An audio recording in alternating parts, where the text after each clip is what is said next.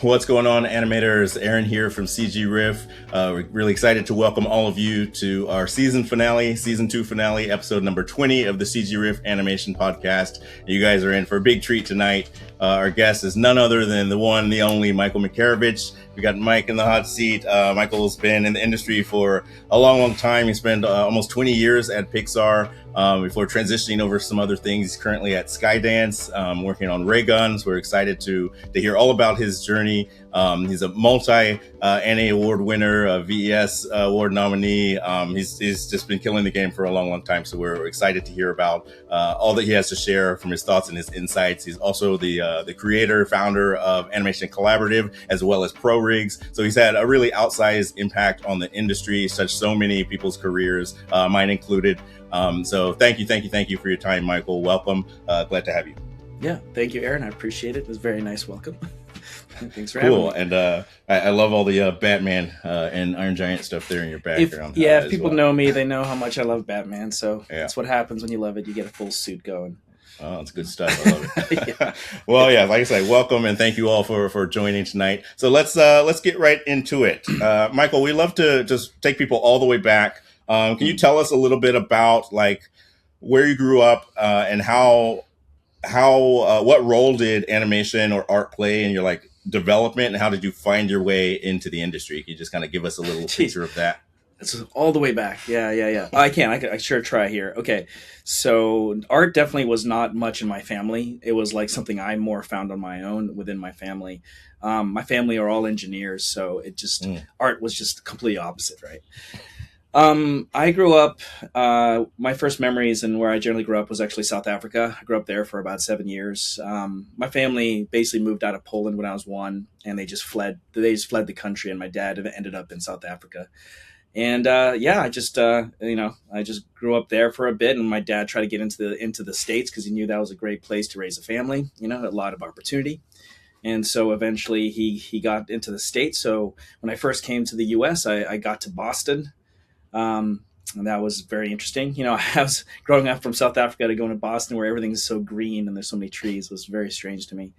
But we didn't stay there long. I think I stayed in Boston for like 2-3 years. And then my dad eventually made it out to California.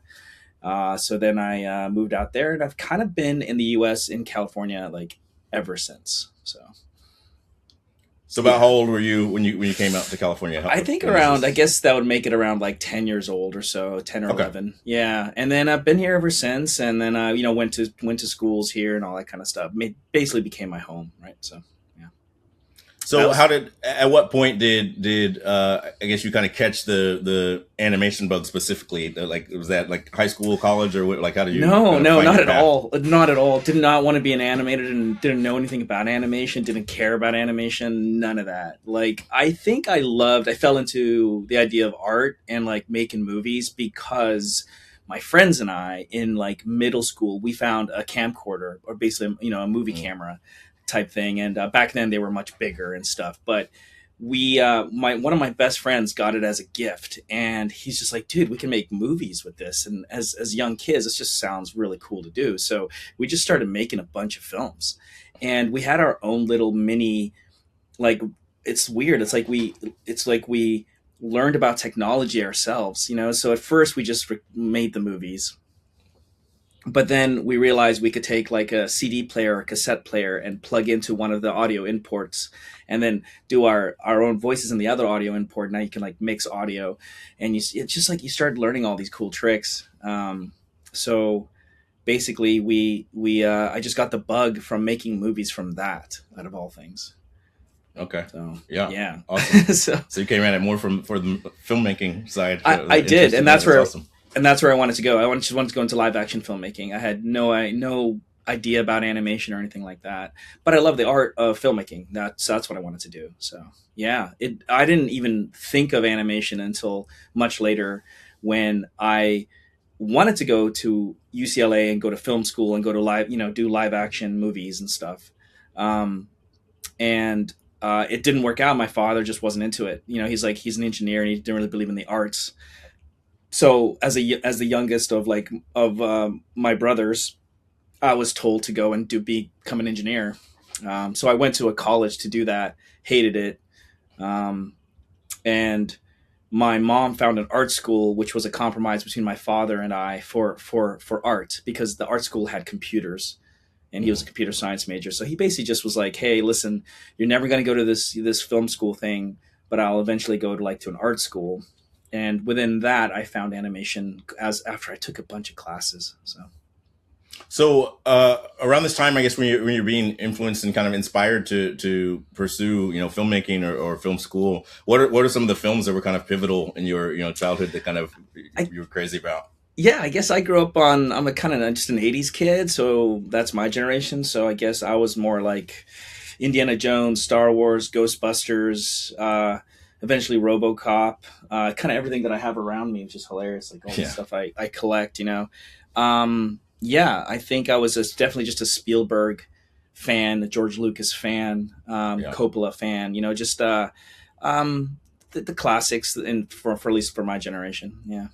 No, that's a good time to be coming up, because there was a lot of exciting advances and stuff happening in cinema, especially even like the kind of more visual effectsy films as well. It was exciting. And going to art school, I didn't know how to make movies with that. That was just go to art school. So I started to look at what the movies were doing, which was visual effects. So I was like, okay, I guess if I go to art school, I can learn animation, which is visual effects, which kind of gets me back into the idea of making movies again. So I was just trying to find my way through all that. Okay, so at this point, did you started actually taking some like 3D animation classes and like figuring that stuff out, or? I basically went to art school, took a ton of classes because I didn't know what to do. And out of all of them, I found that animation kind of just struck a little bit of a chord with me. It sort of resonated. It felt natural. And so I said, I think I will do this. And then I had to decide between becoming a generalist or a specialist. And I decided to become a specialist. So all my focus was just only on the animation courses, and only just animation alone. Yeah. Awesome. Okay. Well, that's kind of smart of you to do that back then, because I do feel like, at least in the early days of kind of like CG and stuff, a lot of things did tend to be like a little more of a generalist approach. Yeah. At least when I went to SCAD, it's like we had to learn all the modeling, and we're doing all this UV mapping and stuff. And all I really wanted to do at the time was animate, but it's like we had to make all these like terrible rigs first and like all this stuff. And then by the time you had your last final week to try to like animate something with this crappy rig that you made, and it was a little kind of like frustrating, honestly, from that standpoint. Yeah. It was because it was my second college. My first one was that engineering school that didn't work out. So I technically failed, which really put a lot of pressure on me to try not fail the second time.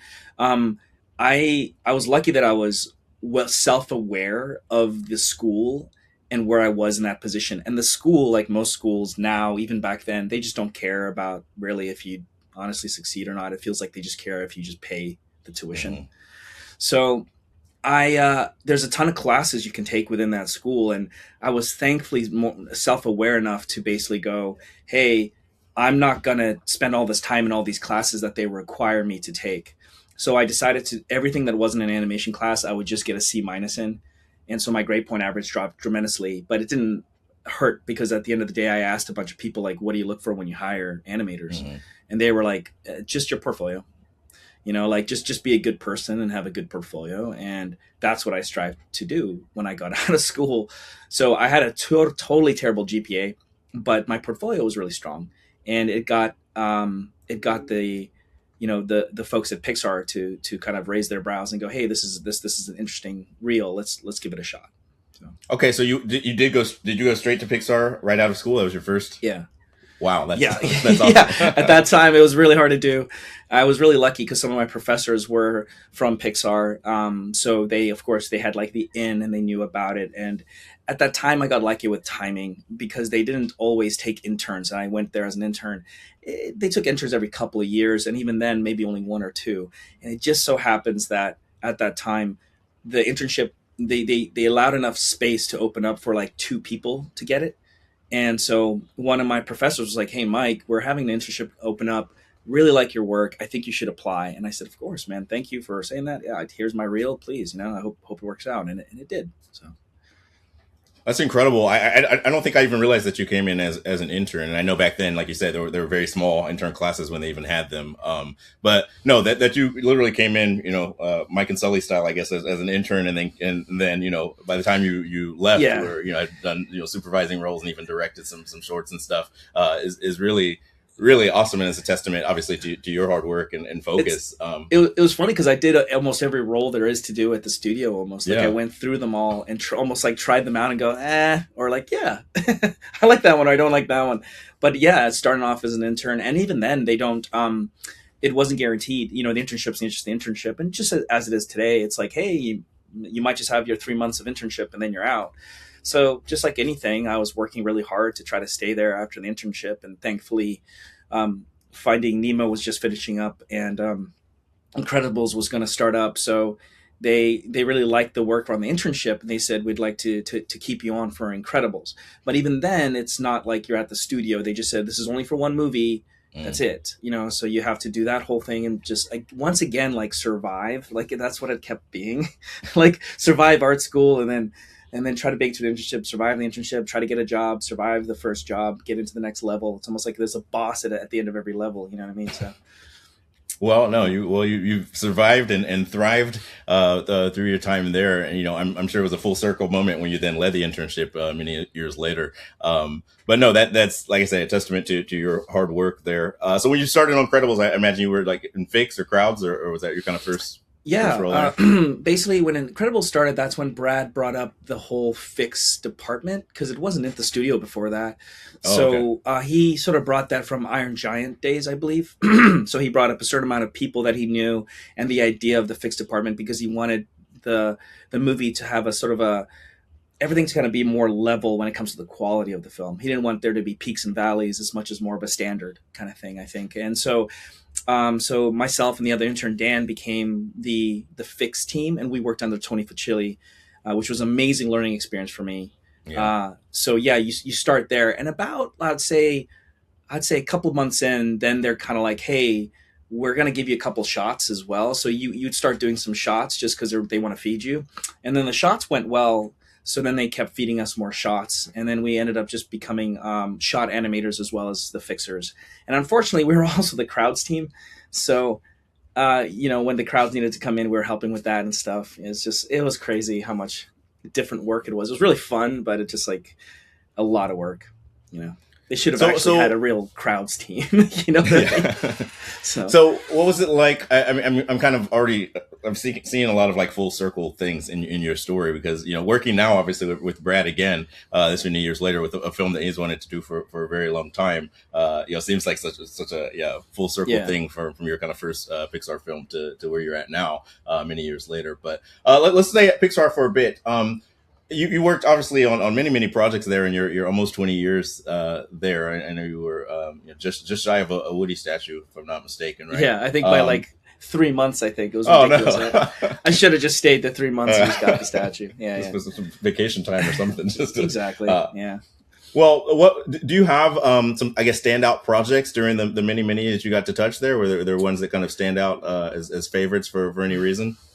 Yeah, I think, well, Incredibles was just amazing because it was a Brad Bird film and it was just such a unique project. And I think at that time, Pixar was creating, every project felt like a really special gift and something unique to the audience, and I think why it was successful was every kind of project we did back then felt like it was a severe risk and it shouldn't have been made, to be honest.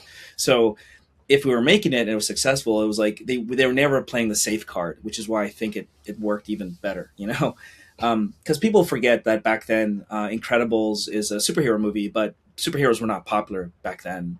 They not like Marvel wasn't out with a bunch of stuff, you know what I mean? And Spider-Man wasn't even out.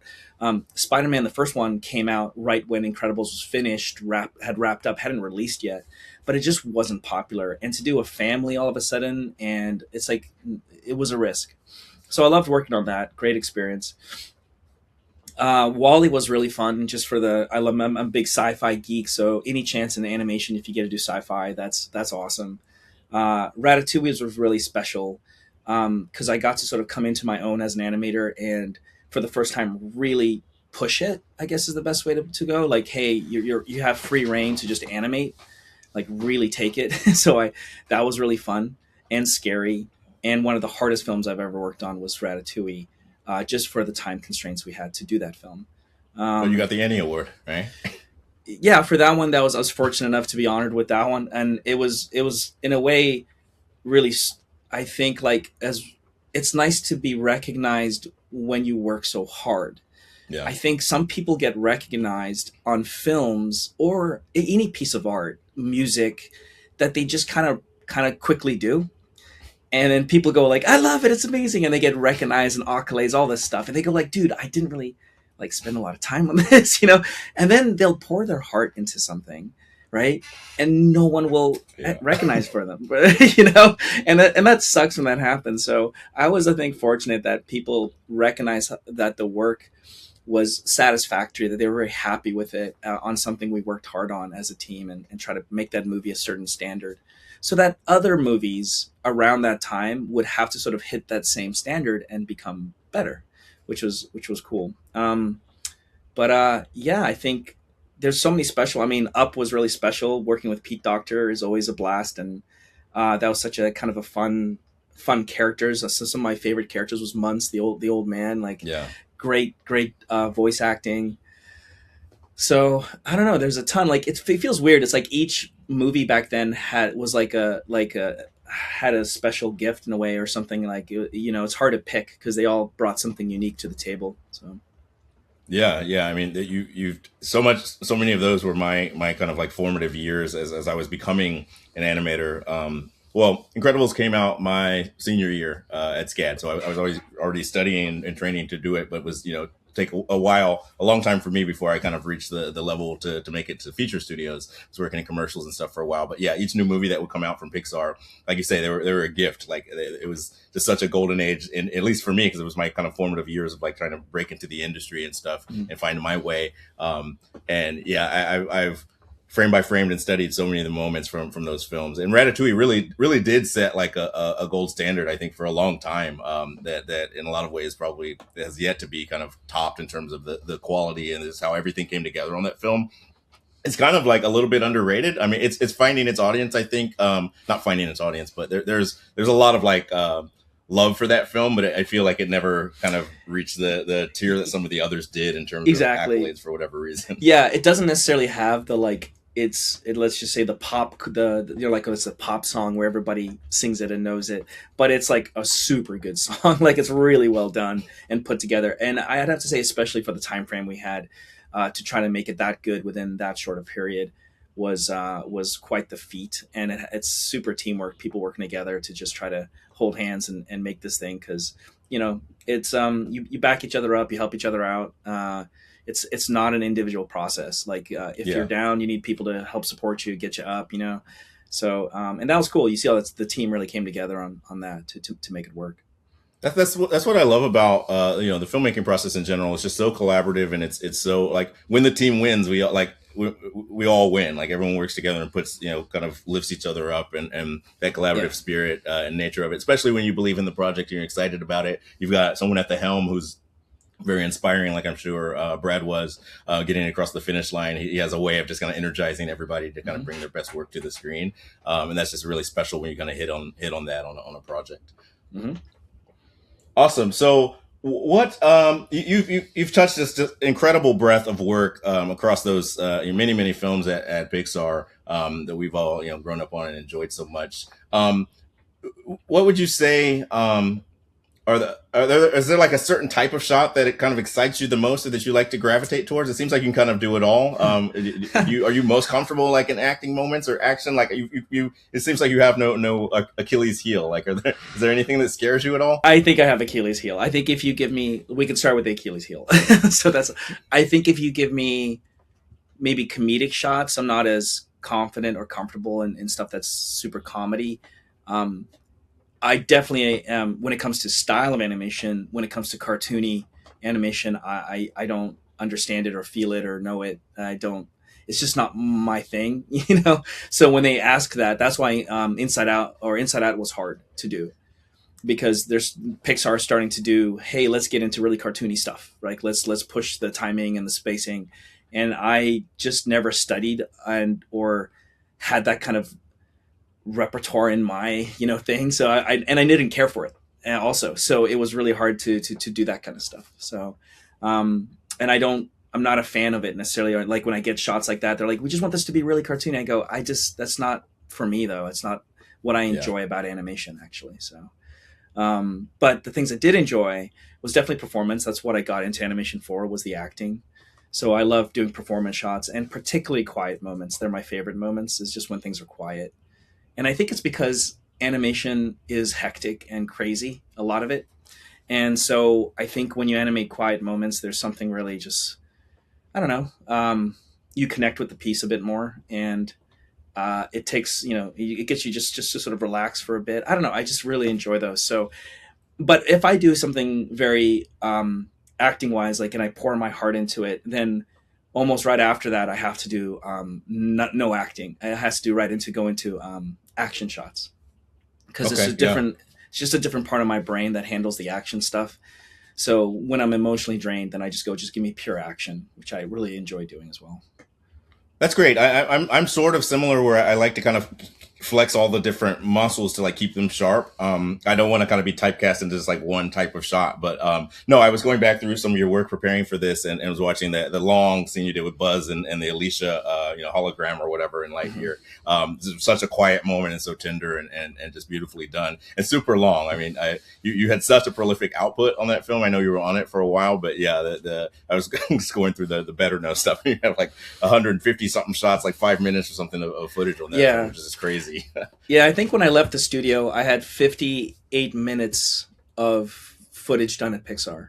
Oh wow, you were knocking right on the hour. The hour, yeah. You let Zorman. Zorman. Yeah, that's what I'm saying. I was right there, and I was like, oh, I just needed one more movie, and I would have got the hour as well. Yeah, one more good long shot. It's cool. It's cool that they give you that. They tell you how many shots you did and how, like, your overall footage and stuff. So, but yeah, yeah. Oh, so for Lightyear, yeah, it was really nice toward the end of my career, as I was getting into my groove on how I animate, how I can produce footage, at a certain level, hopefully for the studio that they're happy and thing.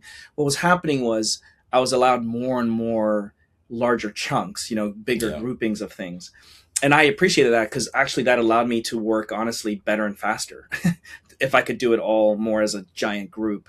And so when I worked with the directors that really knew me and trusted me, then I was allowed to do that. And I love that. I knew that was a rare and a very special thing, to be able to work on such big chunks when it comes to a project. So. Yeah. And so you kind of mentioned it, and it's definitely worth mentioning, because it was, from the outside, I know a lot of people at Pixar work layered, and there's kind of in the history and like the DNA of that place, just kind of how the software and everything was set up from early on. But outside of there, it's not quite as popular. It's not taught that way in most of the schools. I had never encountered layered animation in the way that you do it until I took one of your master classes when you came to New York back circa 2014 or something, right? Okay. And you did some demos and stuff for us that weekend, and it just blew my mind. It was such a different way of thinking about creating shots. I was very pose to pose, stepped animation type of workflow. And it just opened my mind to this other way of doing things. And the speed it gave you, and the focus on like the energy and kind of the feeling of the shot so early on, was really just kind of like, so eye opening to me. And you became like, the poster child for that style of animation, of doing it and teaching it. Obviously, now at Pixar, a lot of people work that way. But there's still, I always tell my students there's as many different workflows or ways of working as there are people in the department. Like, there's still so many people who get amazing footage onto the screen in so many different ways. And some of them are like, really, that's how you do it? like pretty strange workflows. But can you talk a little bit about your approach for those who might not be familiar, kind of the layered approach, and how you think about crafting a shot and a performance in a shot? Yeah. So definitely going through college, you're taught animation, and right away I was trying to do the classical way, pose to pose, and I couldn't do it. My brain didn't comprehend how to just go from one pose to another. It's really strange, but it just doesn't work for me. And so, unfortunately, back then when I went to school, there's not a lot of stuff online about this. There's not a lot of stuff online now about layered, but there wasn't necessarily a lot of stuff about animation online back then. And so while I wanted to do animation, I started to have to figure out, this isn't going to work. I got to figure out a different way to do this. So I learned layered on my own. And I just sort of figured out that I work better when you see things in movement versus just sort of singular poses. So kind of like a little popsicle, I kind of move things around, and I could get more of my feeling through the timing of the work. So I started doing that in school, and that I was really lucky that I had teachers who just didn't care that I wasn't doing it pose to pose. Because back then you could easily have someone who goes like, hey, you're not doing it the traditional way. You need to stop what you're doing and do it traditionally. And thankfully that didn't happen. And the teachers that I worked with just said, oh, okay, you're doing it this way. No problem. I can still give you notes. I still understand what you're doing. So as long as you just hit the notes, like whatever, right? So I got lucky. But layered is basically a fundamental opposition to pose to pose, right? It's like completely different approaches at the work. Pose to pose has like very few poses, so you have very few like keys, but you have much more controls that make up those keys because you're posing the character better.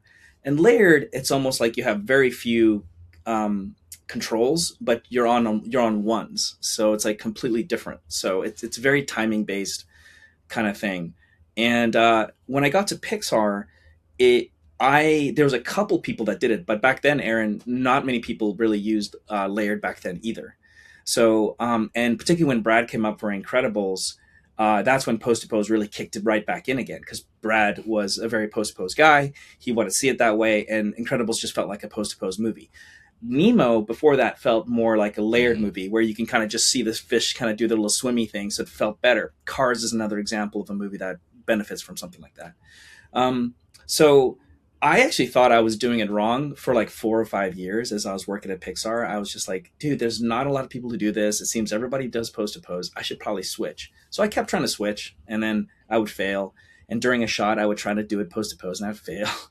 And then eventually, after like 4 or 5 years, I was on Wall-E, I think, and I just said, I don't know why I'm trying to switch anymore, because I get my work done on time. Everybody seems to be happy with the speed it gets done and the quality that it gets done at. So I'm kind of hitting everything I need to hit as an artist. So I don't know why I'm trying to still change, basically. So I felt less guilty about being different at that time.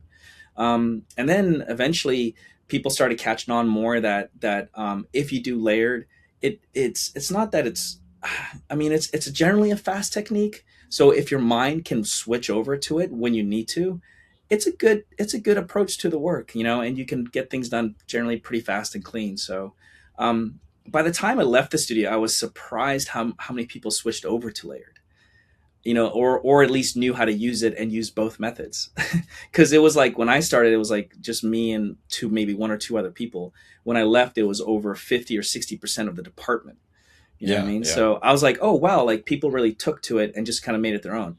And you're right. Toward the when I left the studio, it's not really popular out there, though. Do you know what I mean? It felt like it stayed within the bubble of Pixar, but it didn't really go other places necessarily. Now I meet people now, and they of course use it at the game companies or the film companies, but at the same time, a lot of those places have a certain way of working, and sometimes they don't want to see that style. They only want to see like the traditional style. So.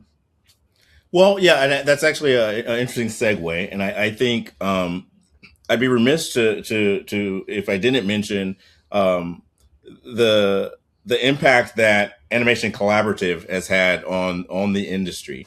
I think of the schools that have instructors at the head of them that teach in certain ways. I would assume I imagine that NMC is the main one that has a founder who is a layered animator, right? Because I took classes that I animate. I know Anim Squad, Anim School, a lot of them are really pose focused, right? Because they have ties to like different studios' DNA a lot of times. Yeah. NMC was always kind of very much literally across the street from Pixar. So I had Pixar DNA, right? Where I Animate had a lot of DreamWorks DNA, Anim School had Blue Sky DNA. And so some of these places had a lot of kind of pose to pose in their kind of makeup, really. And so a lot of the classes are taught that way. But it became, Animation Collaborative became a really effective pipeline, whether that was the goal or not, to feed interns. I mean, I know so many people who came, at least took some classes at NMC before working at Pixar, right? There's so many of us who at least took a couple classes or master classes there and got like a little that sprinkled on us, which is, to your credit.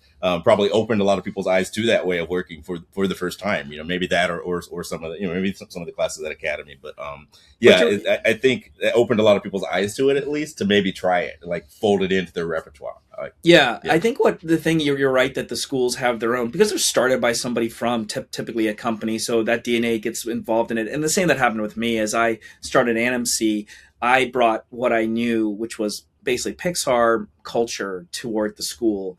And one of the reasons we didn't kind of have a way of working when it came to ANIMC is because Pixar doesn't have a way of working when it comes to itself. You know what I mean? So when you go to Pixar, people go, they do pose to pose, they do layered, they do hybrids of those, they do sketch blocking, they do reference. It doesn't matter. So we worked at a place that, that's just has this flexibility in how you show work. And I think when I wanted to teach my classes, I couldn't, of course, teach pose to pose, and I wouldn't even try to pretend like I know how. I always said, hey, my specialty is this. I will, of course, teach it. If it works with you, that's great. But if you're looking for something else, then there's all these other places you can go. And I think it was nice that there was so many opportunities for people to sort of like get the best of everybody a little bit and then make their own little mix, and go like, dude, I learned a little bit of this. I'm going to steal that. I'm going to steal this. I'm going to steal this. And they make their own like perfect little hybrid workflow, which, like you said, is personal to them.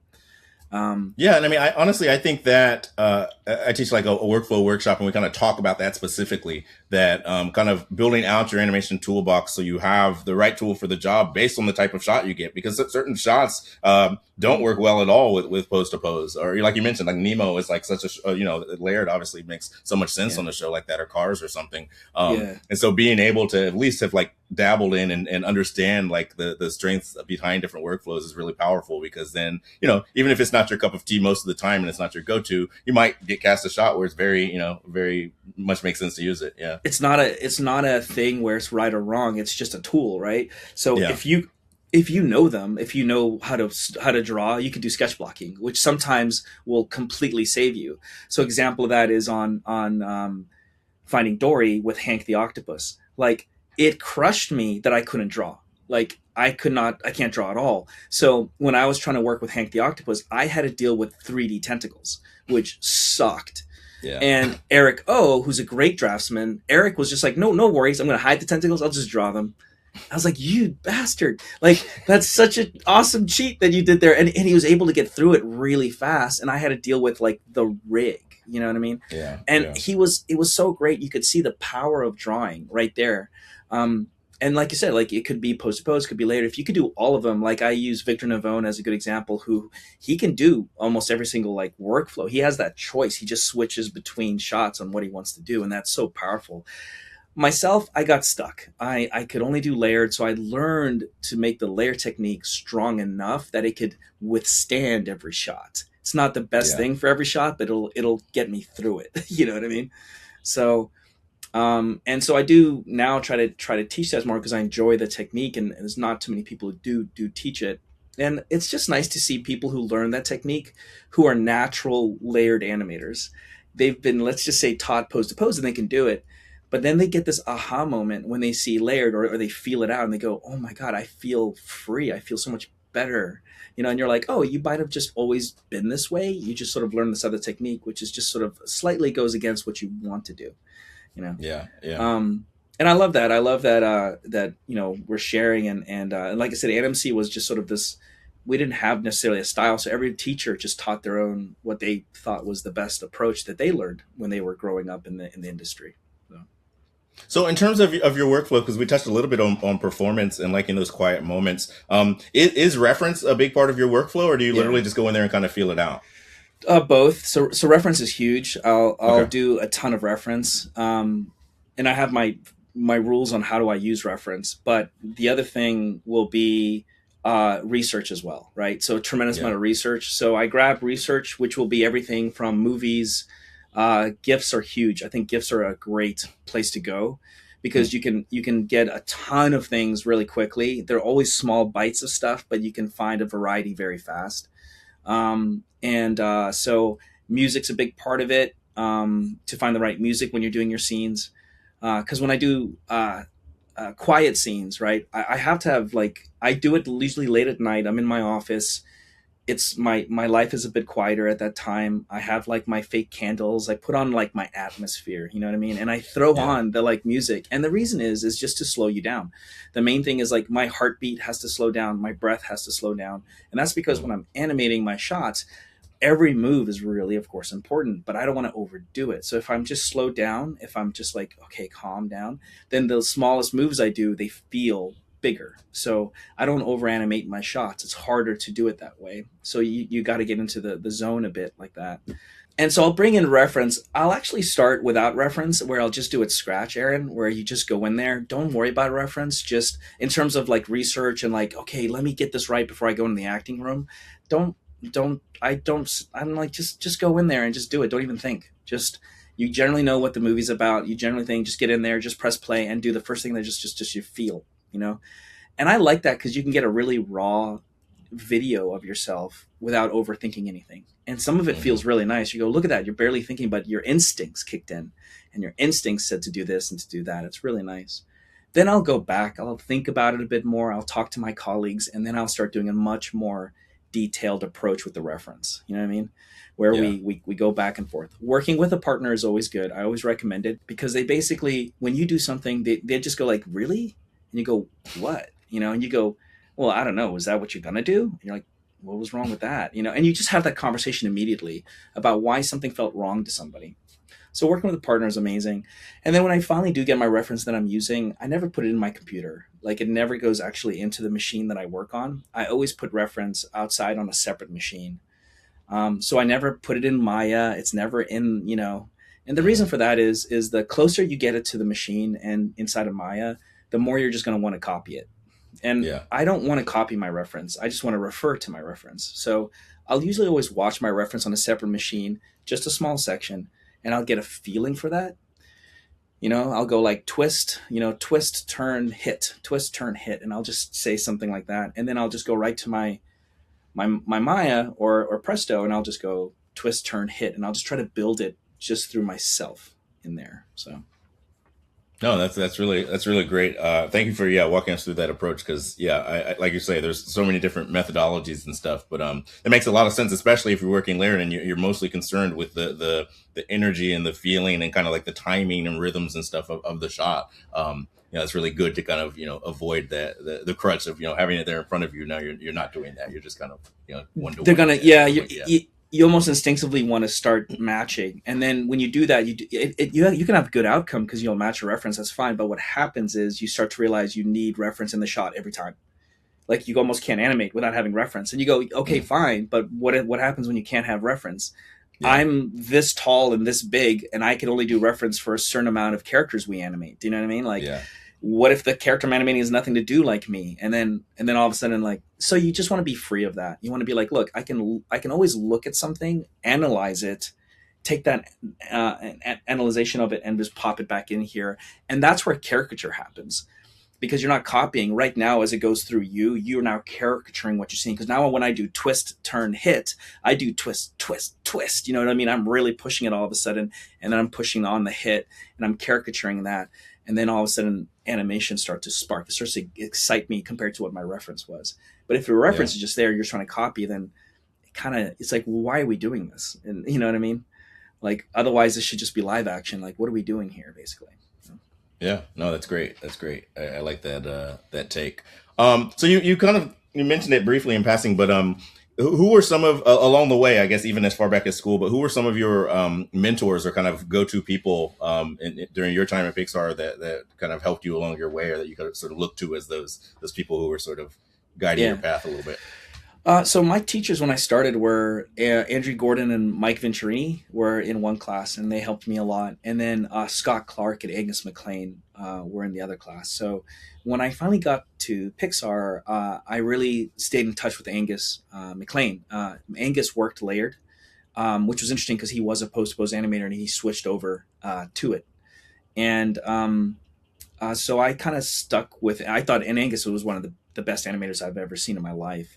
So I just kept trying to pick his brain, and he took me under his wing and kept, thankfully, just being like, look, man, and just kept feeding me information and giving me critique and and he was a really hard person to please, I guess is the best way to put it. You know what I mean? Like, he just demands so much. And that when you get a good job from Angus, he really means it. Like, there isn't these like fake good jobs. He just, when you finally get one of those, you're like, all right, I did it. And so that was awesome. And then, yeah, I guess, when I got to Pixar, everybody was really supportive there. So if you were ever in trouble, then, people would just generally help out throughout the whole department. I remember Bobby Beck helped me out. Bobby Podesta helped me out. Scott Clark earlier on, Tony Facilli. Like, everybody was always, when you're in trouble, there's somebody there to help you out, which was great. Yeah. That's great. I didn't realize that Angus had been, that far back one of your instructors, because I noticed your trajectory. We talked about this before we started recording, but you kind of follow certain people on projects, and you sort of followed Angus, to Dory Angus. And Toy Story of Terror and Lightyear, of course. So I didn't realize that connection was there that early. That's awesome. Yeah, he was a big hero of mine, and I just wanted to, be as good as he was. His eye was incredible. I never understood how he saw animation. Like, Angus had that special power of he watches a shot once, he pauses it, and he starts just like, because at Pixar we had the tools to change the timing in our shots, almost like the Play Blast. You can mess with the timing a bit, and Angus was so good at going like, and he would mess with the timing by doing all the stretchy bits, and then he would replay the shot, and then he would just look at you and play it, and you can't help but go, yeah, that's a lot better, like it's just good. So, and he only saw it once. He just let it run once, and then he just did everything. And you're like, dude, how do you analyze so well? So I was trying to get my eye to be as good as Angus's. How does he see it so fast? How does he see it so well? Part of it was when I was younger, I was using what's it called, like motion trails, Aaron, when you have it in Maya where you can see everything. Yeah. So it's good, right, if you're a student and you start off with that because you can see your arcs. But I try to tell students, like, hey, try to get off of that as soon as you can and see it with the naked eye, because when you're a lead, a supervisor, you can't ask for motion trails. You should be able to see that on your own, right? So it was just that, trying to train myself to be as good as he is. So that's why I always went to his projects. That's awesome. Yeah, I never even thought about it in terms of that. But yeah, just forcing yourself away from any of the crutches, and you kind of elevate your level and your eye just by being able to like feel more things. But yeah, I mean, I'm always amazed. Like, animation has never been easy for me. Like, it's hard, I think, in general. But there are people it seems like it's easy for, and they almost have this like savant like level like connection to it, where they're just like, nope, change this, like you're saying, on a single playthrough. I'm like, well, huh? What? How are you seeing that? I'm like, I'm having to work so hard for it sometimes. But no, that's awesome. Yeah, it's experience. I mean, some people have a natural knack at it, and there's strengths and weaknesses to all of us as animators. But yeah, it's just obviously, hopefully, experience and learning from experience, and your failures more than anything else is what you're going to learn from, right? So just going like, why didn't that work, or why is this better? And hopefully that person that's helping you out actually explains that stuff to you, and just doesn't tell you to change something for the sake of it. They tell you why you should change it, And so you're always picking up on that stuff from everybody, which was what I really loved about animation when we were working on the films. It's not just the films are cool, but like the fact that it was like a team effort, and we kept, I guess, it was always a positive place of like growing each movie, and trying to get better. So yeah, I love that. Well, so to that point, I guess I'll back up a little bit, but I'm not sure exactly timeline wise. When did you kind of transition into teaching, and when did you decide to sort of start Animation Collaborative? How did that come about? Yeah, I think it was like I was 4 or 5 years into Pixar, and I think maybe Andrew had asked, because Andrew was at Academy of Art, which is where I went to school, Andrew Gordon, and he was kind of like, hey, are you interested in maybe teaching a class? And it would just be a basics class, like just literally the 12 principles, keep it simple kind of thing. And I said, yeah, I really looked up to my mentors when I was in school. And I said, I think you guys are awesome. I love what you do. I love how you help, and you helped me a lot. So if I can give back and try to do this, then great. And I think what I started to realize earlier on and I do recommend people try to teach if they can. And the reason is, and nobody's going to be a great teacher. It's hard to teach. But in order to teach, I had to understand what I do very well. and so you can break it down for somebody in a very bite-sized, easy to understand manner. You know what I mean? Mhm. And if so, I had to basically do a lot of self-reflection. I had to learn what I was doing, why. I had to answer my own whys all the time because I know the students would ask that. So by answering myself, why was I doing all this? I was starting to learn more how I was working myself, and then got better because of that. You know what I mean? So I thought that was good. To do. So I started that kind of early with Andrew. But there was this thing between Academy and Pixar. They were at the Academy of Art for a while. And then there was this sort of beef between the two, the people teaching there and the school itself. And eventually it made the Pixar artists leave the school. And they said, like, look, there's too much of a beef. We're going to just take off, which was unfortunate. And what happened then was then Andrew went, I think, to another school. He said, would you like to come over here, which was a different school? And I said, sure, that's interesting. Let me try that out. And I enjoyed it. But I think at that time, Animation Mentor started going, Carlos started all that with Sean Kelly. Yeah, Sean Kelly. Yeah, Sean and Bobby. Yeah. And Bobby, yeah.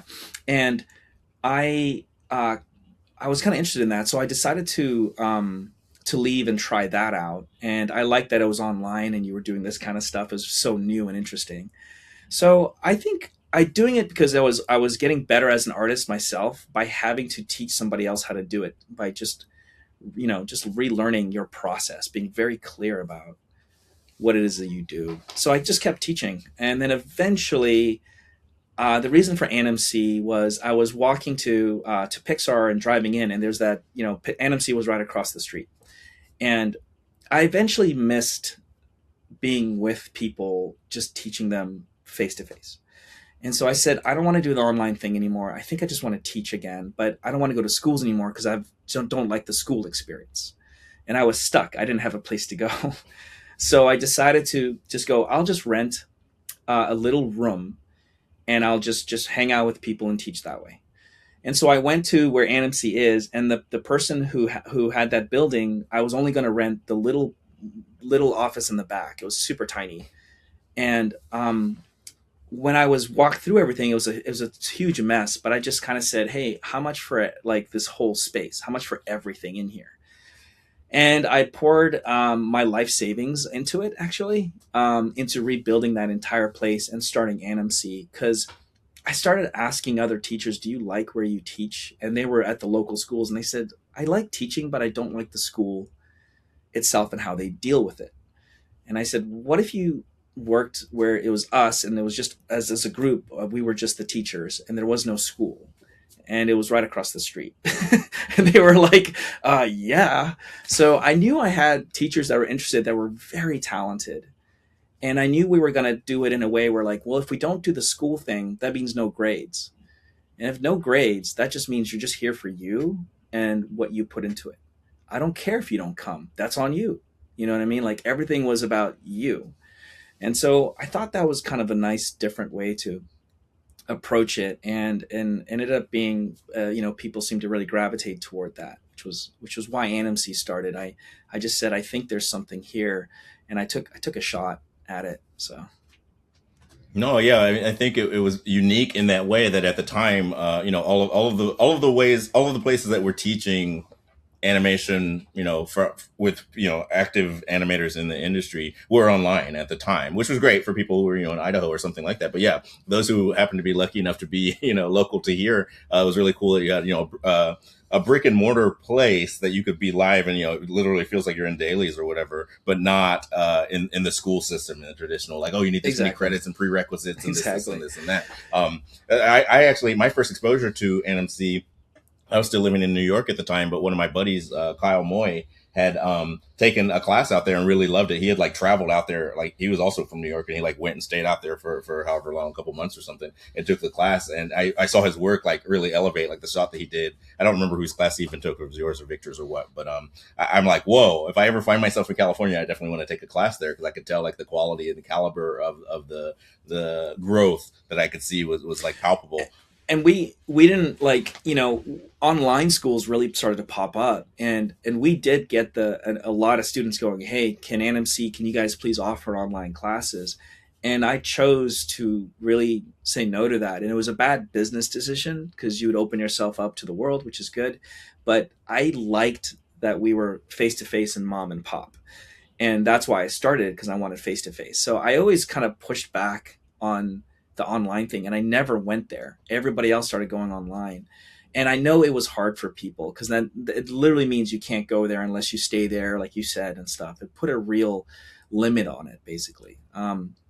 But it's just something I felt was important to just have people face to face.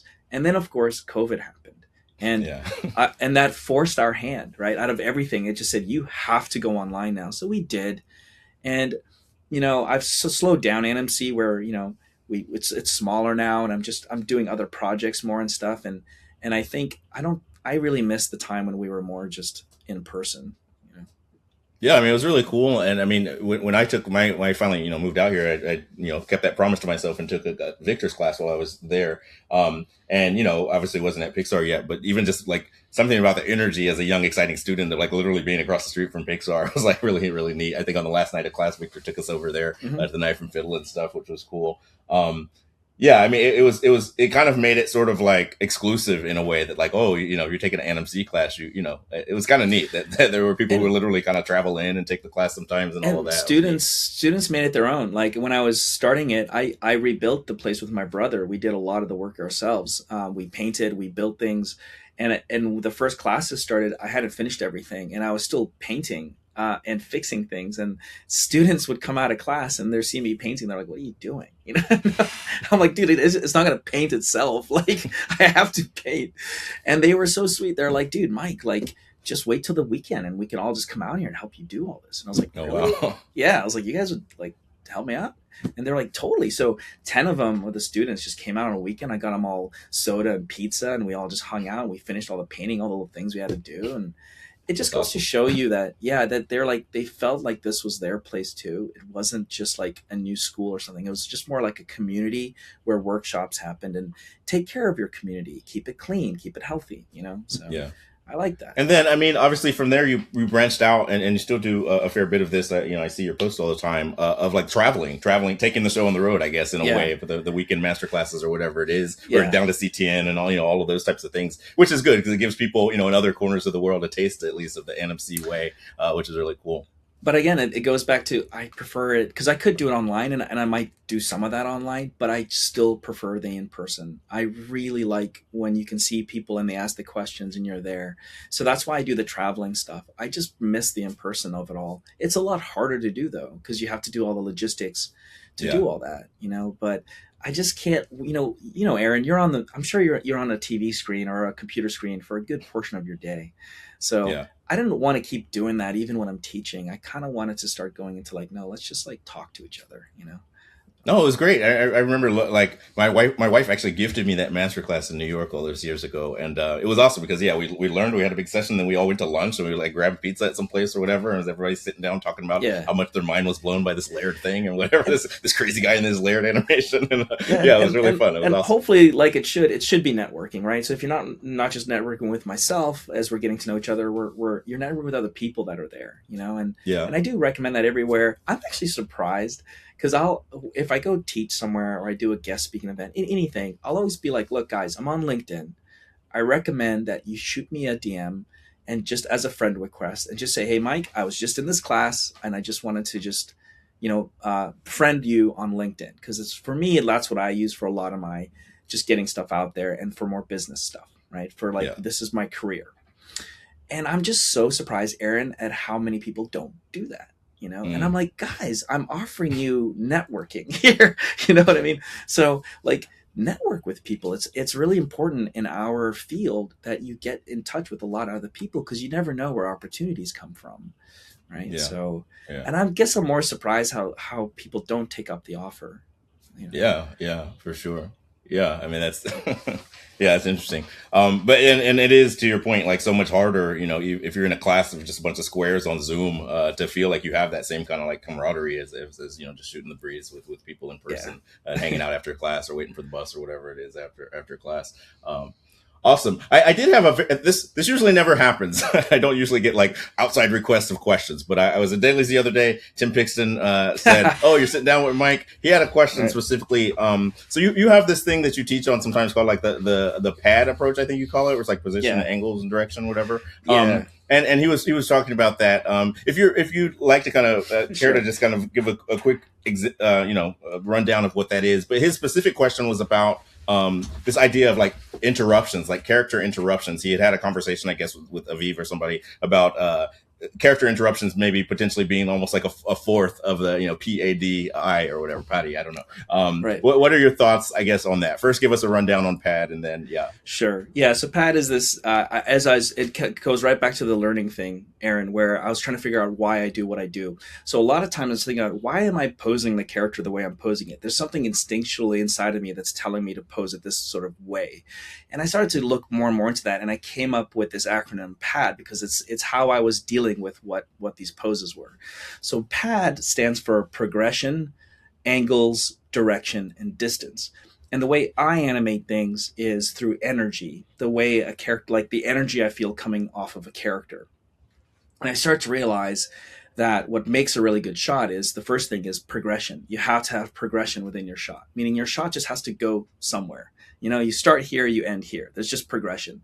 Now, if you just take one giant step, you still get somewhere. You go from here to here, but it was one step, which means it's really high energy.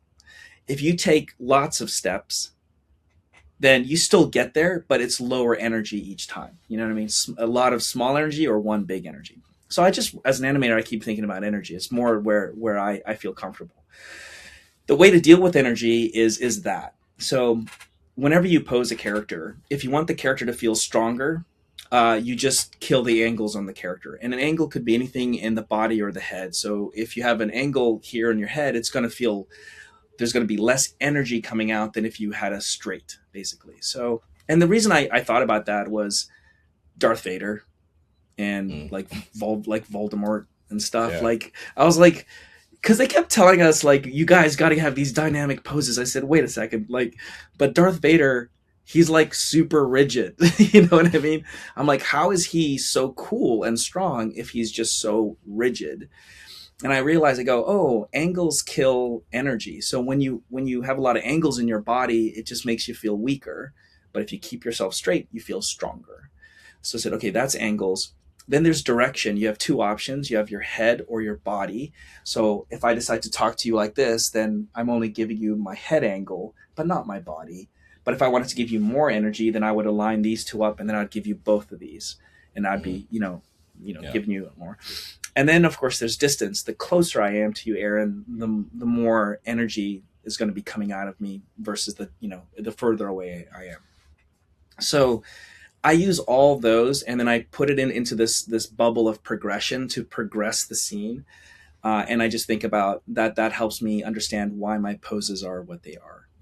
Interruptions are interesting that Tim brought interruptions up, because interruptions are, it's such a unique word in a way, because what we do has to be spontaneous, but it's not, right? Yeah. So animation has to feel spontaneous. It's super non-spontaneous. So interruptions are a beautiful way to get right to spontaneity, like to an audience member. It's beautiful to have somebody commit to something, but then get interrupted by something else. That's awesome to see, I think. So I don't know how it works in the acronym or anything like that, but I just like, if I could interrupt a character, I would, because it just looks so natural and not so planned out. Awesome. I guess we could make it iPad, but I think that's already taken. Apple. Yeah, not care for that. That's silly. So, can you speak about? Obviously, you've got sort of an entrepreneurial way about you, because not only did you start Animation Collaborative, but a number of years later, you transitioned and not transitioned, but launched ProRigs, which has been an extraordinary effort that went into that before that hit the scene, and it's helped so many people, because there's always been this issue of people trying to do their personal shots, and basically there's just not a lot of casting. When I was coming up, there were so few rigs available that were of any quality, and that's why, you know, that SCAD literally had us making our own, but they always sucked, right? So being able to get your hand on a high quality, well designed rig, and a huge, you know, ones that go together, that you could do a scene with, you know, a man and a woman or whatever. It's just such a great thing to put out there. The subscription model is really interesting take on it as well. So many of my students have benefited from it. I always send you shots when we get renders out from the students of cool shots that they did. But can you tell us like how what was the genesis of that idea, and how did you come to pull all that together? I think most of the time these things come out of frustration. I don't know about you, but you guys, right? You get frustrated about something, you start to go, what can I do about this, right? Because you don't want to keep getting frustrated. So I think, Aaron, I was with you when it came to myself as a student, try to, you know, animate stuff. There wasn't a lot of choices. Later, these choices start to happen more. But what I saw happening was the schools themselves that were the online schools, they had their own little rig packets. And so Animation Mentor and iAnimate right then. And so people would just go to those schools just to grab some different rigs, you know what I mean? Just to take a class or two, which was like, I was like, oh, they just need more choices is what's going on here. So I just decided to go, I think I'm at a position here where I can try to offer more options to people. So that they don't have to go to any particular school to get rigs. They could just go here, and then hopefully these will be enough to help them tell their stories. We wanted to be able to, have the rigs go together, and just people have stories to tell, and we're hoping we can give them the tools to do that, basically. So, yeah, and I mean, I love that you didn't, just so much of what we learn, especially, you know, in some of the schools and stuff, is just focused on like bipedal humanoid characters. But I love that you have like the elephants and the monkeys and like all these other things too. It's always so refreshing to see a non-human shot. Yeah. Real And I'm surprised. Yeah, I'm surprised people don't, because they all go together. Like you could use it. Like Iron Giant is a robot and a boy. You know what I mean? And you know, Jungle Book is a bear and a human. Like just put them together. And I think the animals came from my love of old school animation and Disney films, where there were a lot of talking animal flicks, of course, you know what I mean? So I just said, we don't see enough of these. Like we don't have enough of these out there. So I really like starting to get the animals out there. But yeah, it's just there because of frustration, I think is the best way to put it. You know, like I didn't want to keep being frustrated, and I saw students were frustrated. So I said, okay, let me see if I can try help. I love it. So like when I was just choosing an online school back like 2013 or whatever, I wanted to go back and like level up my skills. And the whole reason I chose iAnimate was they had the most rigs. Like at the time, like Animation Mentor mostly had Bishop. Like most of the work that was coming out of there was like just the Bishop rig. And I'm like, well, what if you want to do a shot that's not that guy, you know? Exactly. So it's like they had a wide breadth of them. And so it's awesome that you've kind of put that out there, not tied to, you know, having to commit to the whole curriculum of a school, but being able to just get your hand on something that's well made because I think distance. I don't think you should go to a school just for rigs. You know, I think if I was able to put something out there where the rigs were covered, then if you go to the school, it's because it's a good school. You know what I mean? Like it has good teachers. And that's what I really wanted to do, is to eliminate that problem, so that you should be able to focus on the school, go, I really like what I'm seeing from that school with just the education that's happening there. So, and if not, then that school has to level up. And that's what's important, is we just got to help people level up, and competition's good, you know, for that. So, but high tide rises all boats, man. You know, that's why I try to help wherever I am. It's just like, it's a small industry. I love doing this. I'm blessed to do it. You know, animation itself has given me a lot. Just being an artist I'm like, dude, I love being an artist. Like, especially with my family being engineers, I just dig being an artist, man. It's just awesome. So I love that. So I really hope ProRigs helps people get to where they need to go, though, or at least opens up their minds a bit by seeing some options. You know what I mean? Where they go, oh, cool, I never thought of that. Let me do a story about this or something. So, yeah. Love it. Yeah. And I mean, I echo your sentiment that I think that being an artist and the artist community, in my experience, you just cross paths with so many good people, like a lot of just really passionate people who just like, enjoy coming to work and excited about something, right? Where in a lot of other fields, you don't get as much of that, right? People are just kind of along for the slog, and that's fine. But yeah, in my experience, again, like when you go to Lightbox and CTN and some of this stuff, you just feel the energy coming off of people who are just excited to be doing this. Yeah, I think you have to go deep to do it, and that's vulnerability. And so at a certain point, you are going to be vulnerable in front of people. You just have to, in order for the work to get up there and succeed. but you have to make that choice. And I think all of us do that. And when you start seeing everybody become vulnerable at some point, you start really connecting with them, because trust happens. You know what I mean? That, hey, I was vulnerable, but you didn't, make fun of me. You didn't, it's not that. Do you see what I mean? So I love that we have that amongst us as a community. And then it just becomes a lot of fun too, when you realize you can trust people and start, my mind's open, you know what I mean? You can go with it without being judged, and I love that. So I don't see that so much in like the technical world. My brothers are technical. They're very, it's just not there. You know what I mean? Yeah. So I think what it is, I just feel so alive because of that. No, that's well said. I love that. We're kind of coming towards the end of our time. I don't want to keep you too long. We've been so gracious with your time. We're so glad that you agreed to sit down with us. But I did want to kind of, we talked about Pixar. At some point, obviously, you transitioned out of Pixar. What was that catalyst, and can you sort of catch us up to what that journey's been like after leaving like the only place you ever worked for so long? What was that like? Very hard. It was really, really difficult because it's very strange, because it's the only thing you know. So I don't know if anybody else, it's like leaving your family. I don't know how else to put it, but it is. It's like, you leave mom and dad and you decide to go into the world by yourself when mom and dad were always there. And it was just strange because it was for 20 years, it's who you are, right? So you sort of build yourself into this thing, and then now you're sort of changing. And I didn't understand how to change, to be honest. So I just said, I'm just going to go through it and I'll figure it out as I go. And it was very strange.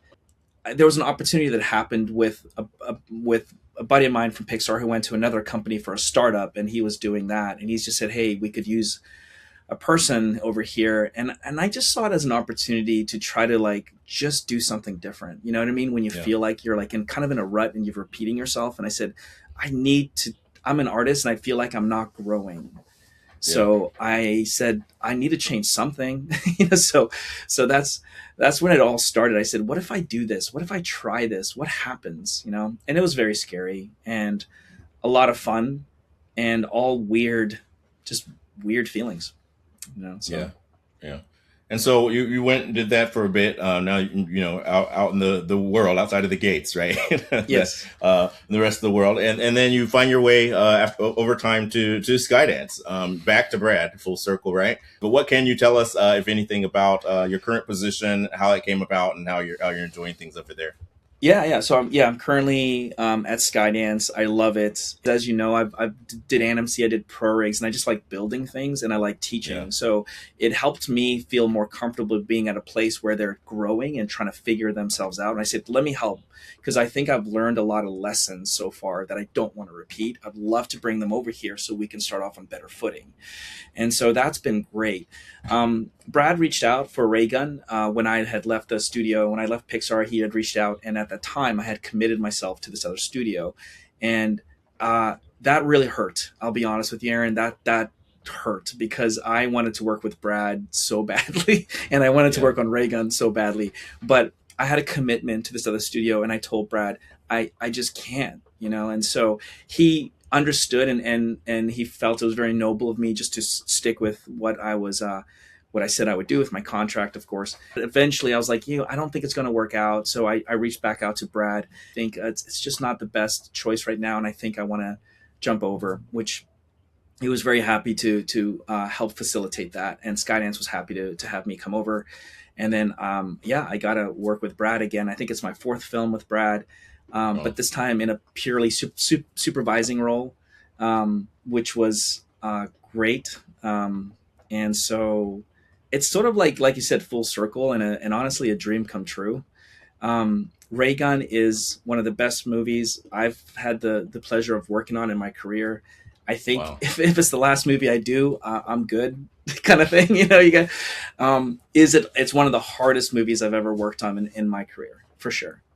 The time limit that we have, the scale of the movie, the scope and scale of it within the time we have to hit a certain bar, it's Ratatouille like feelings all over again. You know what I mean? You were saying that, I was thinking of what you described with Ratatouille, and I'm like, well, that was some of your best work, and you won an Emmy for that. So hard though.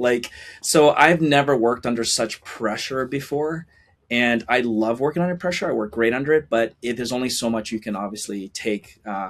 So I love it. I'm looking forward to us finishing, of course, because we're all as a team working so hard to try to make this movie to Brad's vision.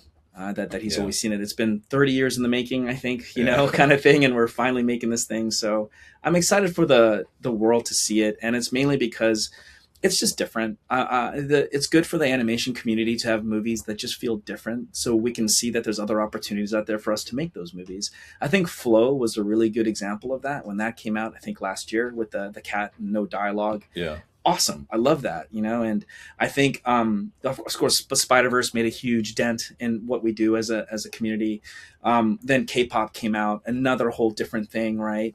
And I love all that. So I love that we have these different types of movies. I think Ray Gunn is very different, and it's going to add that sort of like that thing to the community where it's like, hey, we could make detective stories or these kind of movies as well. So. Yeah. I mean, Brad obviously did that multiple times before, but Incredibles, like you mentioned, at the time, superheroes wasn't a big thing, and that film came at such an interesting time and hit so effectively. So yeah, I speak, I think, for all of the listeners out there, that we're all very excited to get our first taste of that, and I think the world is definitely ready for it. Well, thank you for sharing that passion with the world and with us tonight. We're so grateful for your time. Yeah, it meant so much to me to get to sit down with you for a bit. You've played a big role in my success and my journey, and thank you for sharing those insights. We're all super excited to see what you guys are cooking up over there. I can't wait to see that hit. No, thank you again, Mike, for being here. Thank you all for tuning in and listening. This is the end of season 2. We're wrapping up, so we had saved the best for last for this season. Finish strong, and we'll see you guys when I rest a bit and find some time to make some more of these. But appreciate your time, and we'll see you all next time. Bye. Bye.